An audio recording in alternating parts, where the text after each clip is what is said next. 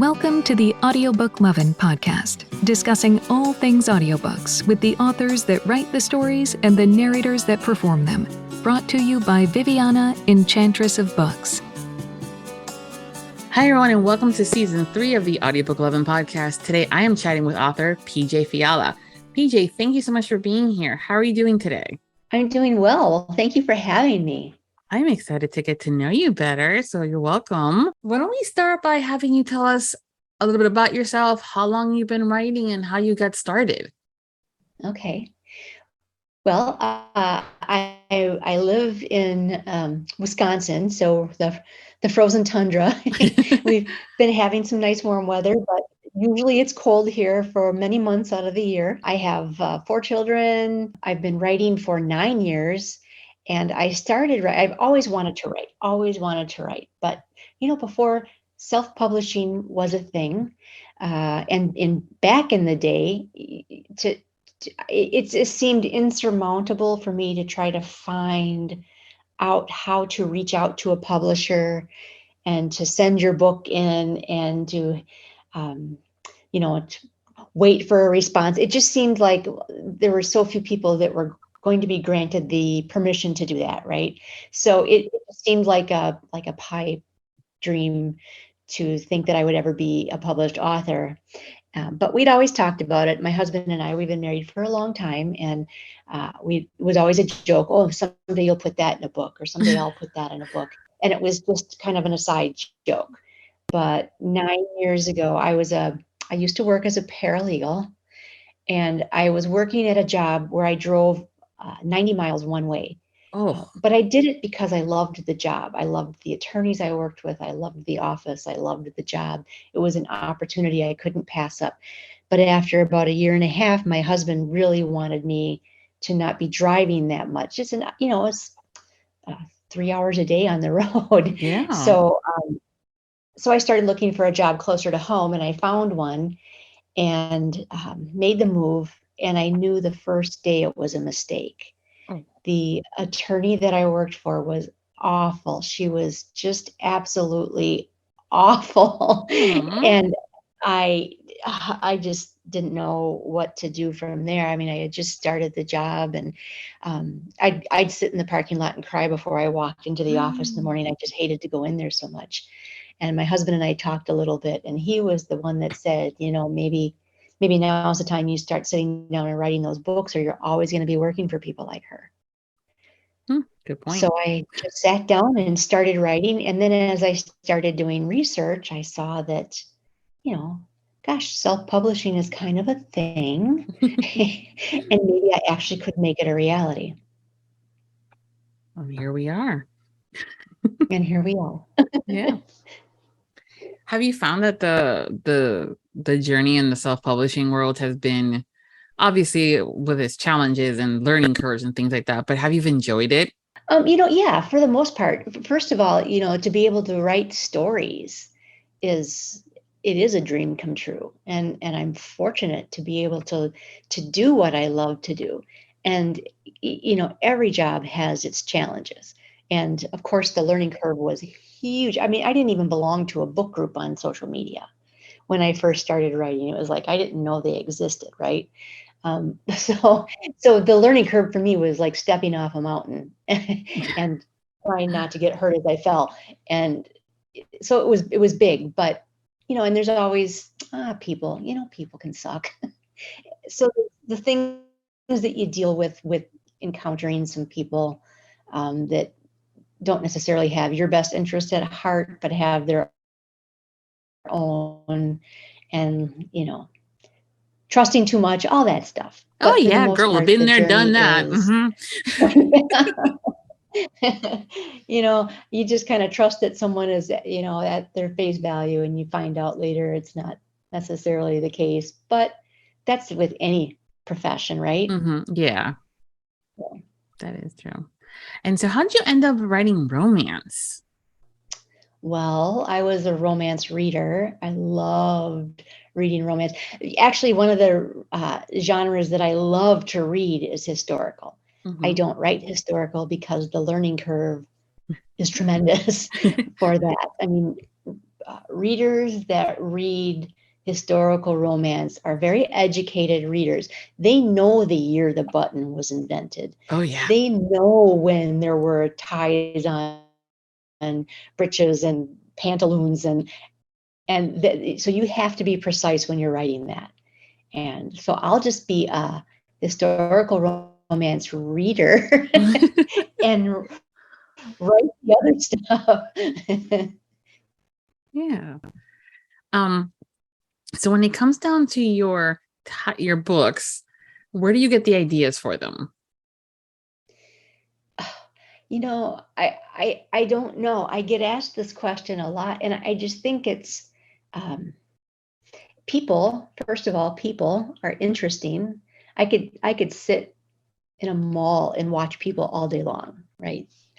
Everybody has, their different style and their different characteristics and their different behaviors, and they're interesting to watch how different people interact with each other. And then, you've got the news coming up with the things that are going on with various people in your area and around the world, and putting all those scenarios together. It's pretty easy to create a story on any given day. I've probably got more stories in my head than I'll ever have time to write. And for the books that you write specifically, because they all sit sort of in the contemporary romance side of things, but yours are also a bit more in the MC or special ops kind of a thing, right? Yeah, romantic suspense.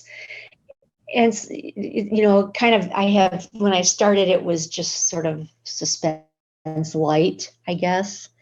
You're trying to find your feet and where you're going to land. And I thought that just contemporary romance without suspenseful elements for me seemed a little, boring. And so I started adding suspenseful plots and things happening. And I really liked that. And I come from a family of veterans. So I started incorporating the former veterans, former military heroes and heroines in my stories. And actually, I think all but one or two have a former military hero or heroine in it. So yeah, I know that something that sometimes the readers and the listeners discuss with romantic suspense is sometimes where there's that one scene. Not all authors do it, but some authors do it, and I'm wondering if it's one of those are they paying attention games test where bums are blazing, guns, are being fired, bullets are flying through, and then they're making out, or or she has that moment of, damn, he's hot, and he has that, it dawns on him too, and boom, as he's pushing her away from the exploding, car or whatever, they kiss. And I'm going, yeah. Guys, things are going kaboom. Yeah. I find that too when I'm writing scenes, and especially in the beginning when they're first getting to know each other and there's that first hot attraction, that it's hard to separate. Somebody that's on the run, for instance, you're not always going to take the time, right, to get down to business when you're running from bad guys or bullets or whatever. So you always have to find a way to make it seem plausible that they would now be somewhere where they could take the time to get to know each other better. And I find exactly what you said is interesting, that all of a sudden they're making out as bullets are flying overhead. It's like, no, that's not gonna happen. Yeah, I mean, I know you're hot and everything, but can we just wait until later? Thanks. Yes. When you get us out of this, we'll reconvene, okay? Yes. Save me first. Yes, thank you. Get that job done, and then you can do the other job. There you go. Do you find that there are some scenes in the books that you write are more fun for you, and some that are more like, insert that scene here, we'll talk about it later kind of a thing, you'll get to it later? Or do you have a favorite scene to write? Well, I always tell my husband, because he'll always say, are you even having fun with this? When I'm complaining about frustrations on any given day. And he'll say, are you even having fun with this? And my response is always, I always have fun with it. I love writing sex scenes. I struggle a little bit with not making them all samey. They can't all be the same, right? Especially if you're writing a series, you've got to come up with ways to make them different and more towards what the character's personality would be like. I also like the first meeting. That's always kind of fun. It's like, oh, how am I going to put these two together? And I've had a lot of different ways where they've first met. That's cool. Yeah, usually authors sometimes either they love it or they hate writing those sex scenes. And I have a friend author that literally would insert insert sex scene here, and then we'll continue with the story. And so, and in other ones, I have another one that writes romantic suspense, and sometimes the difficulty in the scene is writing a fight scene. And for her, it's more about making sure that the fight scene is more realistic. And so they're like, we'll insert later, and then they'll go get with somebody that isn't maybe a fighter or a friend that does martial arts or something. And like, okay, if I smack him on the left side, which direction is his body going to fall? That'd be that one thing that you're going, wait, I'm going to, the reader's like, wait, hold on a minute. I'm going to punch you with the right. And why is he leaving? No, that's the wrong direction, girl. Yeah. Yeah, you can't have arms and legs all over the darn place. You've got to be accurate. Readers do pick up on that. Oh, yeah. It's up in the review. There were 3 hens and there was only 2 people. And this was not a reverse harem.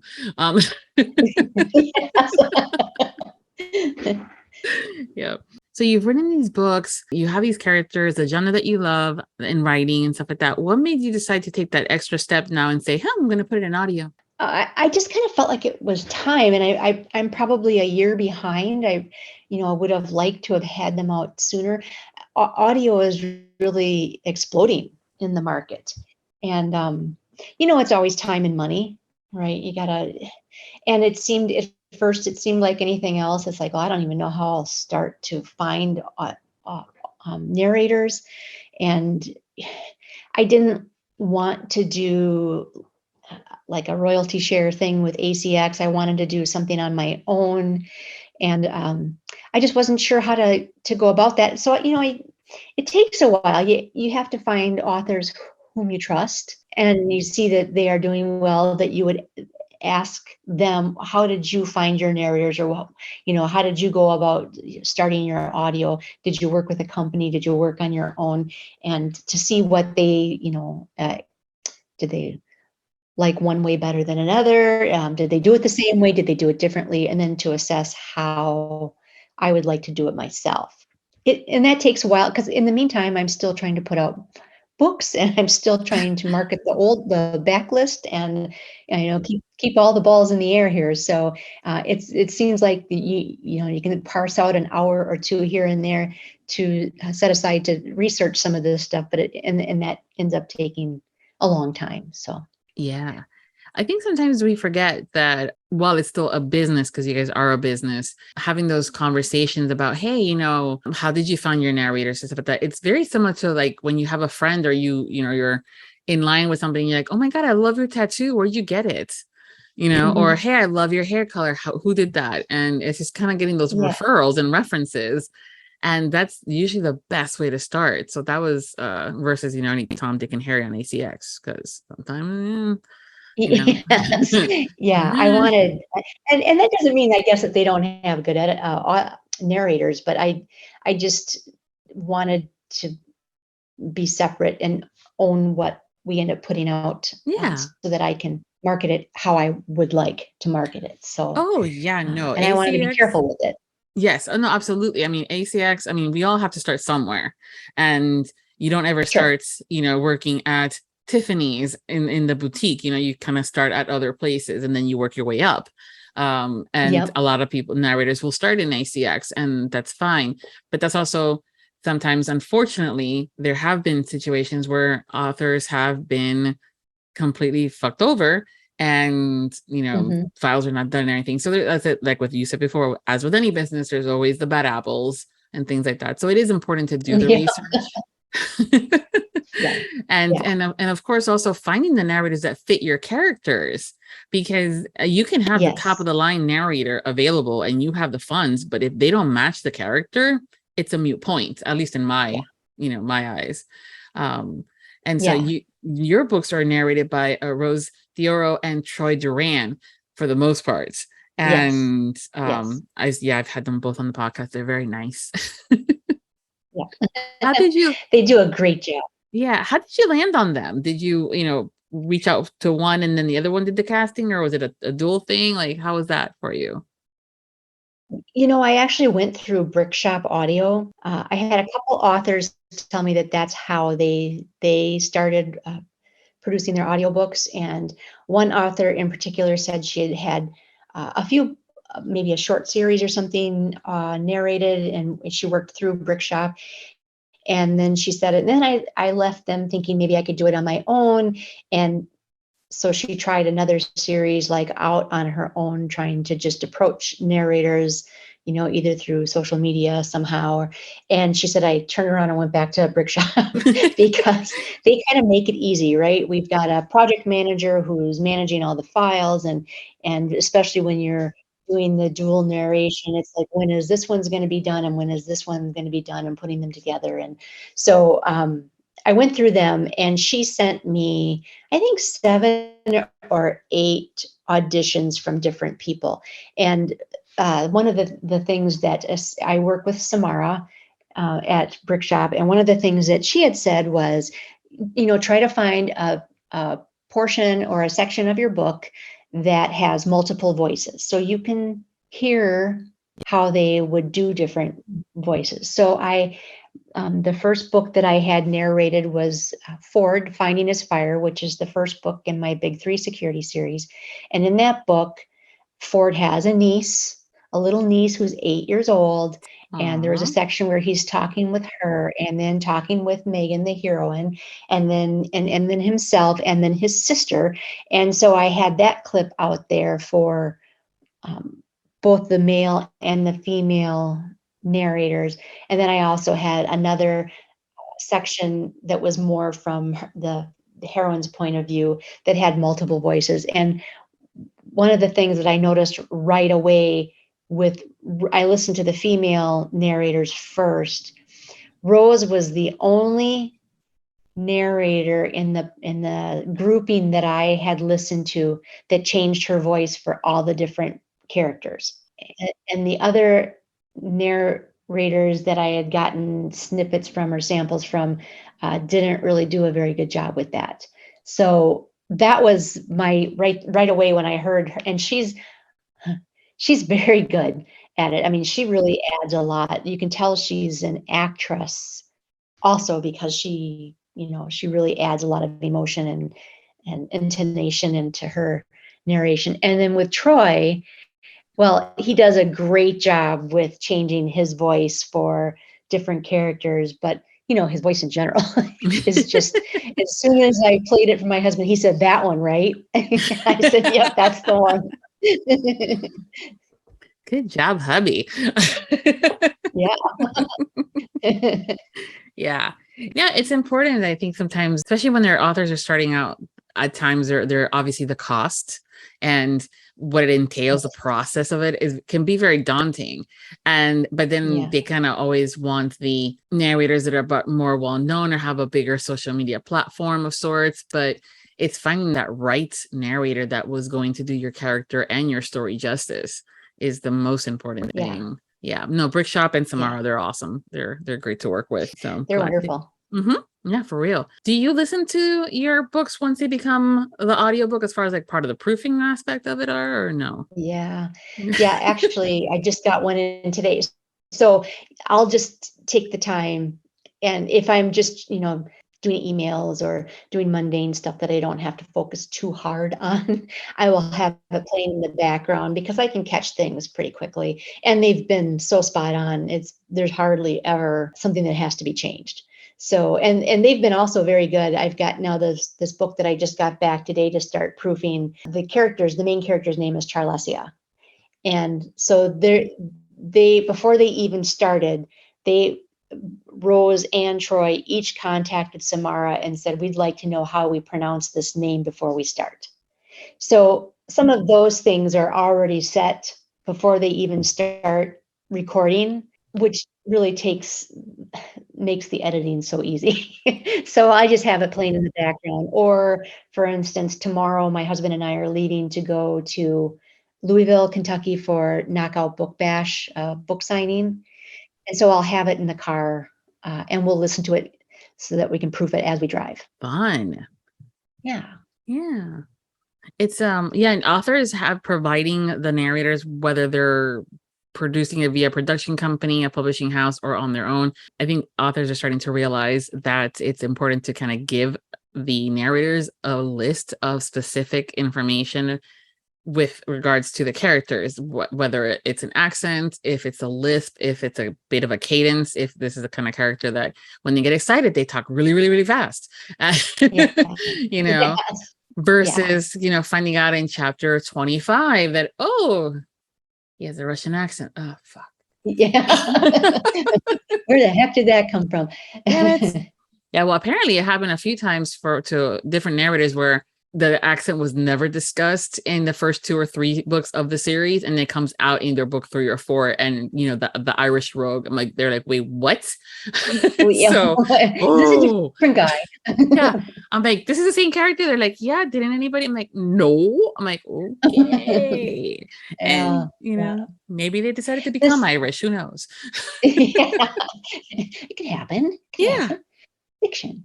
Yeah. Yeah. So this is the first, the third series that Rose and Troy are working on right now of mine. And this third series actually is loosely related to the second and the first series. So they've gotten to know the characters throughout the other books, the other series. They've been as they've been mentioned here and there. So as far as accents go, I have a few characters in some of my books, my heroes and heroines who are of Hispanic descent, and they've done a beautiful job and then just following those characters all the way through each book and series. So, so far they've been spot on. Good. Yeah. Those accents are always important to do them any kind, whether it's Irish or British or Scottish, but also enough where we can tell and think that, oh, look, that's a Spanish accent or it's a British accent. But at the same time, understanding that if it was full blown on, we may not be listening to that because we don't understand it. Yeah. Or sometimes Southern accents can be pretty hard to understand. Yes. Even Cajun is another one. Yes. Oh my gosh. Yes. Yep. Nope. I know. With visiting Texas because I have family there and a couple of other places like Savannah, Georgia, and Atlanta, even Kentucky. I understand, and also the importance of knowing that even though it says a Southern accent, having that information of where, because it all varies depending on the state and sometimes the county. So that's why sometimes a little is a lot better than a lot and more. So yeah, that's right. Yeah, that's right. So you're going to this Knockout Book Bash book signing, but also in September you're going to be going to Allure, which is a book signing as well, but specifically for audiobooks. Yes, and I'm very excited because it's different. I've never been to an audiobook con, so I'm not sure what to expect exactly, but I'm very excited to go. Yeah, no, it's the first of its kind, so I don't think any of us really know what to expect. Okay. But I mean, the way that I'm kind of going with it is it's the exact same thing as going to a regular convention. They just happen to have the narrators on there, but as main features.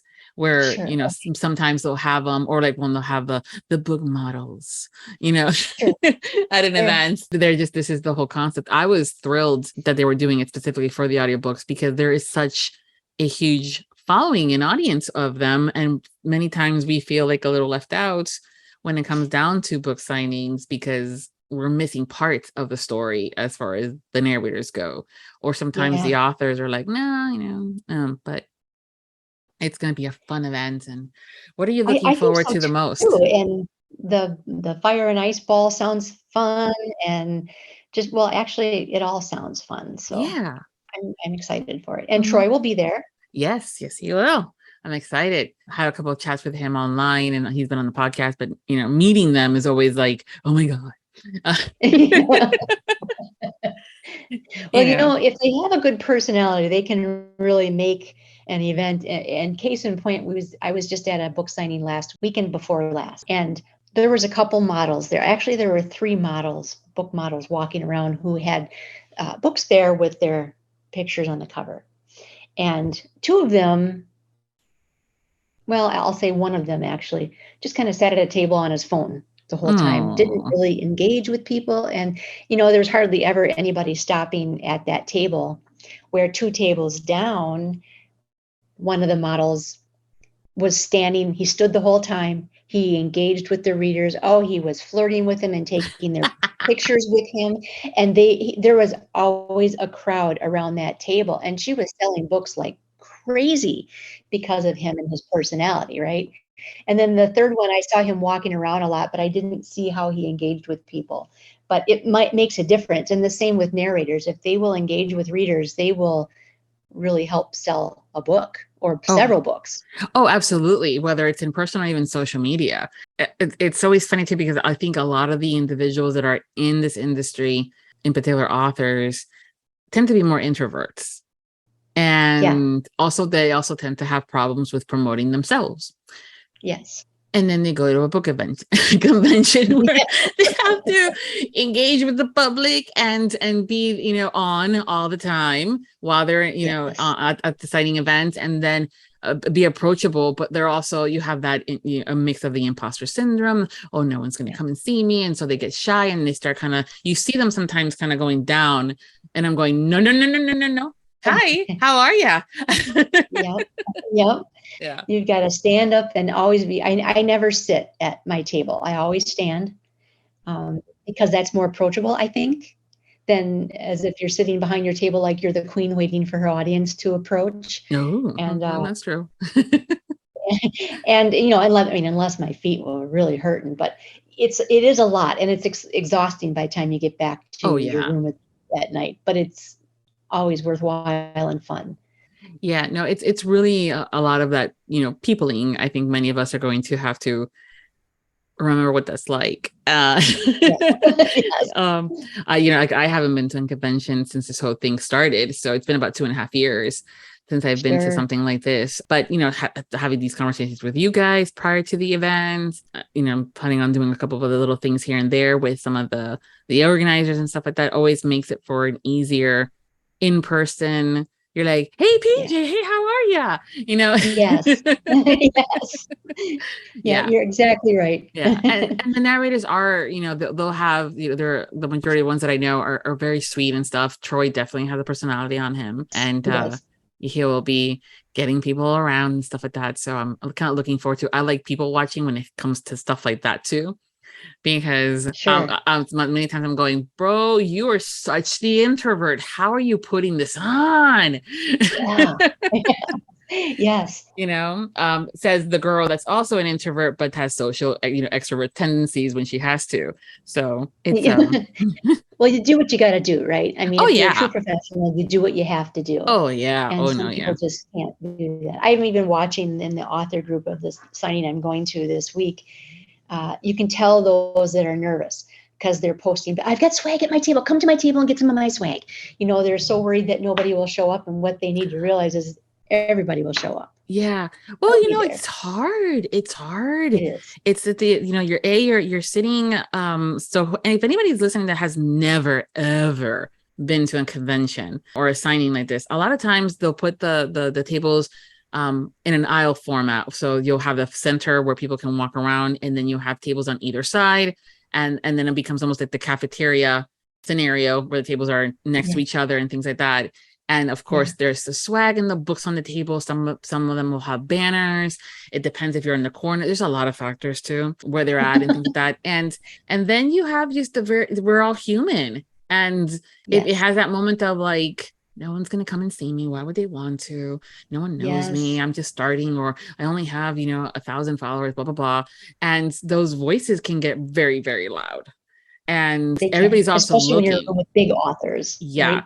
Yeah. But I mean, it's just one of those, even even in a group of peers, sometimes there's always one person, I think, that always, has that moment of, again, imposter syndrome that just gets loud. And then you're like, shut the hell up, to the voice, and there's also a lot of money involved. I mean, the money to travel to the event, to be at the event, the swag and stuff like that. So then there's also that fear of like, oh my God, no one's going to want to buy anything. No one's going to get anything. I bought all this stuff for nothing. Again, imposter syndrome gets loud.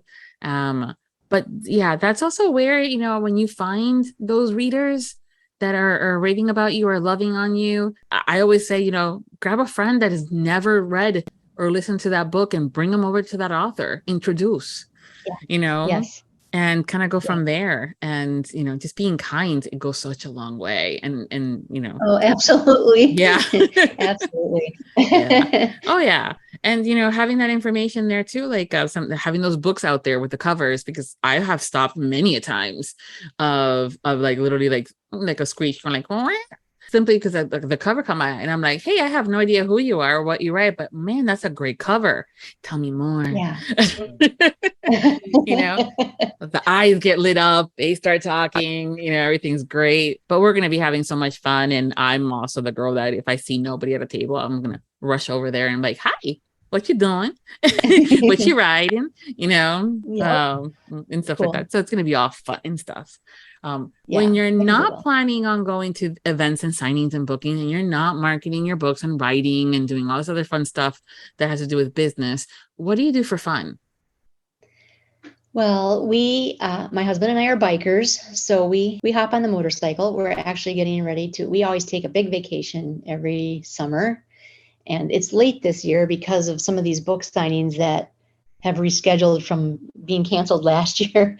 So normally we go like this week, the last week of July, we'd normally be gone. But this year we're heading, we have a nice little group of friends that we go with. There's about 5 couples all together.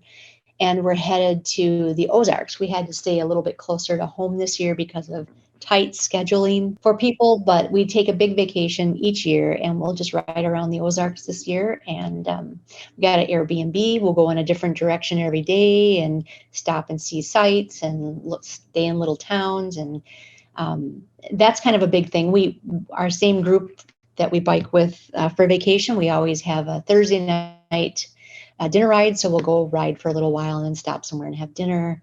So we do that. And then this year, my husband and I jumped into the e-bikes. So more of a bicycle, the electric bikes. Yeah. We did that because we have friends. We went to Florida for 3 weeks this year, and our friends that live down there have gotten them, and they took us on a couple trails and let us borrow their bikes. And we really liked that a lot. So we've been like last night, we had a little time. We had about an hour to kill. So we said, let's just take the e-bikes out and go for a little ride. So we've been doing that too. So yeah. So see, you're in a motorcycle club too, huh? Kind of. We're old, but well, hey, I mean, my dad was a huge biker. He had his Harley and stuff like that. I have photos of my mom who was also loved her bike for a while. I mean, she was, I think, in one of the photos it was me and my sister, so twins always a little bit bigger, but maybe about 5 or 6 months pregnant, and the tummy out and everything next to her bike. And I'm going, Mom, you weren't riding that when we were there, right? Yeah. He goes, it would explain some things, right? I'm like, stop it. Yeah. So, if you ride all the time. Yeah, no, I mean, it was everything. I mean, my dad loved it. Sometimes those were the fights as they got older, whereas it's here, Florida, it rains in the summer. We either had, our seasons are wet and dry, dry being in the winter, which, it's not, that's just dry, and wet is our summers. And so every day, the exception of a handful of days where it's not every day, but it becomes every other day, we have afternoon showers. And it's not just little sprinkles. No, it's like hurricane are coming kind of at times with, thunders and winds and all this stuff. Will it last 5 minutes? Perhaps. Sometimes, yes. Will it last longer? Yeah. But those were the fights sometimes they would have because he wants to take his bike in the morning to go to work because it was such a pretty day out. And she's like, you do realize where you live, right? By the time you leave, it's going to be raining. And, her being protective and caring, and him being, don't tell me what to do kind of a thing. And it's my bike. I'm like, whatever.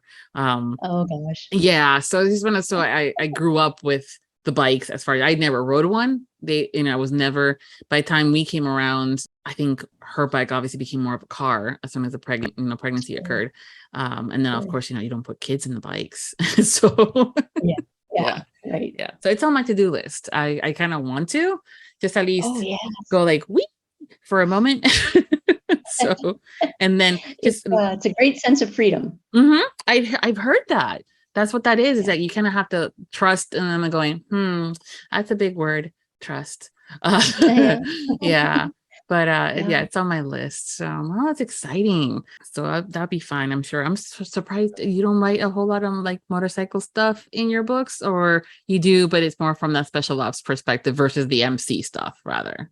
Well, I do have a series. My Rolling Thunder series was one of the first big series that I wrote, and that's Rolling Thunder is a motorcycle shop. And so they're not outlaws, right? It's been hard to market that series because they're not outlaws. Everybody was writing the outlaw bikers that were, the bad boys that the girl was going to tame. And these guys are just good guys. We live where we live here in Green Bay. There's a great big ride every year called the Veterans Ride. And it's a local bar that works together with a couple of the veterans groups in the area, and they have a ride.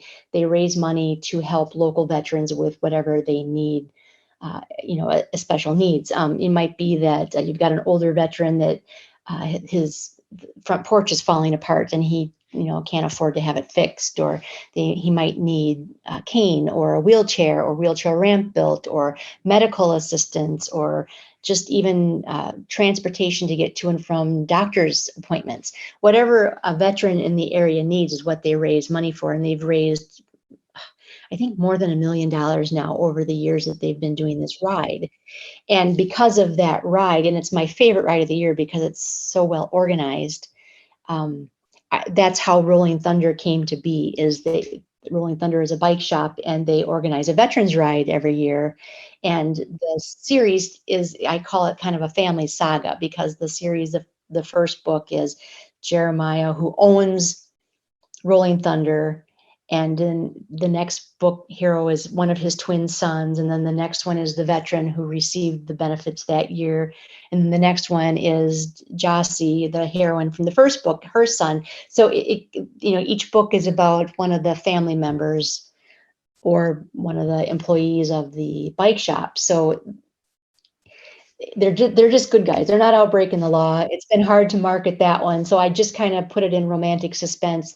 And that's the series I call Suspense Light, because I don't know what else to call it. No, yeah. Yeah, everybody sometimes when it comes down, especially in romance, they're like, it's a motorcycle gang and she will tame him. Like, not kind of how that works. But okay. No, not at all.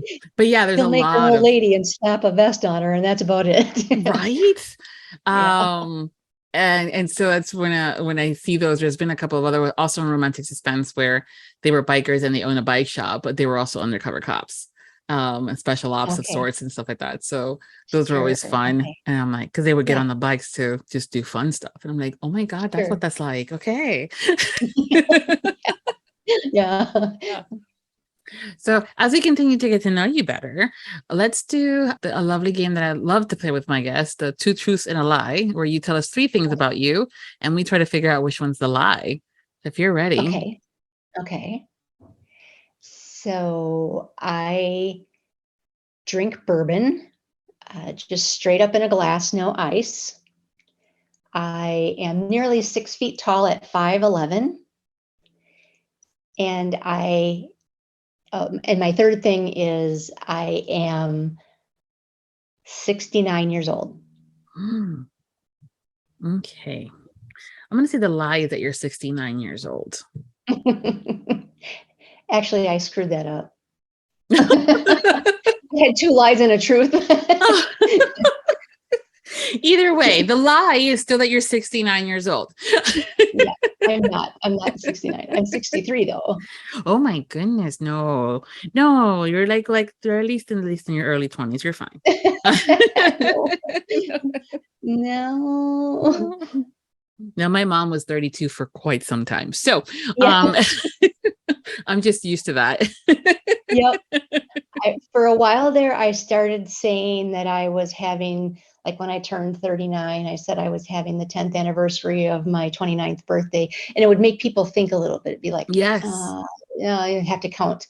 And then it just got too hard to count. So Yeah. I gave in. Yeah, I may have to borrow that one.